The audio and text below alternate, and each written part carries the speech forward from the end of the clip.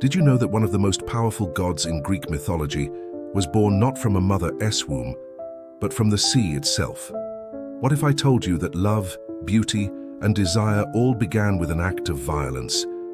From the chaos of creation, from the blood of the heavens came a goddess whose very presence could shake Olympus. This is the story of Aphrodite, the goddess of love and beauty. And trust me, her birth was anything but gentle.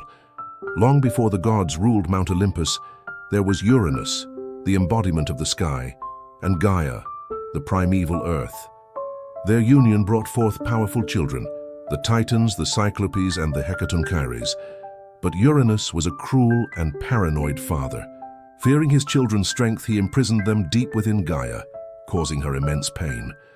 Desperate and in agony, Gaia forged a great sickle from adamant and pleaded with her sons to rise up against their father. Only one, the youngest and most ambitious Titan Cronus, dared to answer her call. That fateful night, as Uranus descended to embrace Gaia, Cronus lay in ambush. He took the stone sickle and, in a swift and brutal act, struck his father.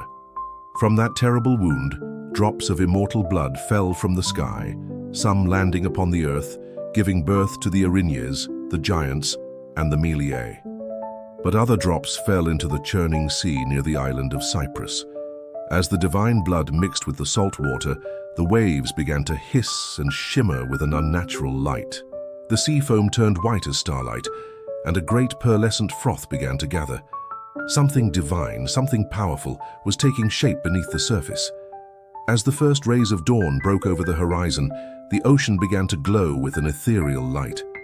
From the swirling foam, a figure slowly rose, carried to the shore on a giant scallop shell. She was radiant, untouched, and utterly divine. Her skin was smoother than polished marble, her hair flowed like molten gold, and her eyes held the depth and mystery of the sea itself. As she took her first steps upon the shore of Cyprus, flowers bloomed beneath her feet. The very air grew warm and fragrant. The hours and the graces, spirits of the seasons and of charm, rushed to welcome her, clothing her in celestial garments and adorning her with precious jewels. The gods on Mount Olympus, who had watched this spectacle in stunned silence, were captivated. Even Zeus, the mighty king of the gods, paused, his thunderbolt forgotten in his hand. For in that moment, beauty itself had taken form. They named her Aphrodite, the foam-born, a goddess born not of union but of conflict, a being of love sprung from an act of pain. Yet she was destined to bring passion, desire, and connection to the worlds of both gods and mortals. Where Aphrodite walked, hearts turned. Her presence was an intoxicating force that even the immortal gods could not resist. Poseidon, lord of the sea, whispered to his brother, "She is the calm before the storm, the beauty that makes even the waves hold their breath." Apollo, the radiant god of music and the sun, murmured, "Her light is so bright, it blinds even the sun."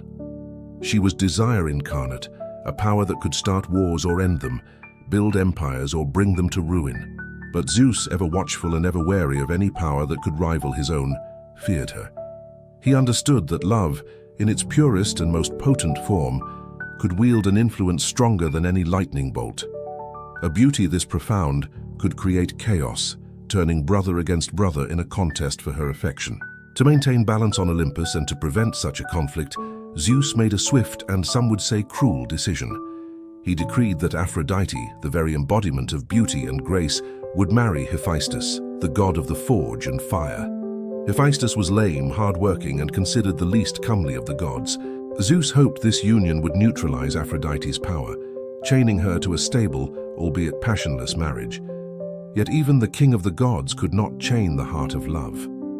Aphrodite, though married to the smith god, found his soot-stained workshop and gruff demeanor utterly uninspiring. Her gaze soon fell upon another, Ares, the handsome, impulsive, and formidable god of war.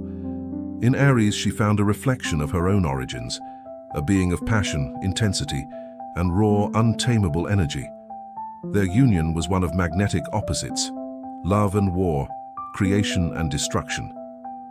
From their secret affair came both intense passion and inevitable chaos, producing children who embodied their conflicting natures like Eros, love, Phobos, fear, and Deimos, terror. Love, when it is divine, is never simple. It burns, it consumes, and it changes everything it touches. Aphrodite's story teaches us a profound lesson. True beauty is rarely born from perfection. It often emerges from struggle, from conflict, from the messy, chaotic process of transformation. Aphrodite was not simply a symbol of vanity or superficial allure. She represented the incredible power of transmutation. From an act of brutal violence came unparalleled grace. From the chaos of a broken cosmos came the unifying force of love. Her birth shows that even from the darkest of storms, something radiant and life-affirming can emerge. She is a reminder that our own scars, our own struggles, can be the very source of our greatest beauty and strength. And so even today, when the waves crash upon the shores of Cyprus and the sea foam glistens in the sun, the world still whispers her name, Aphrodite, the goddess who rose from blood and foam, who turned pain into beauty, and who taught gods and mortals alike that love is the most powerful force in the universe. So what do you think? Is a beauty like hers a gift, or is it a curse?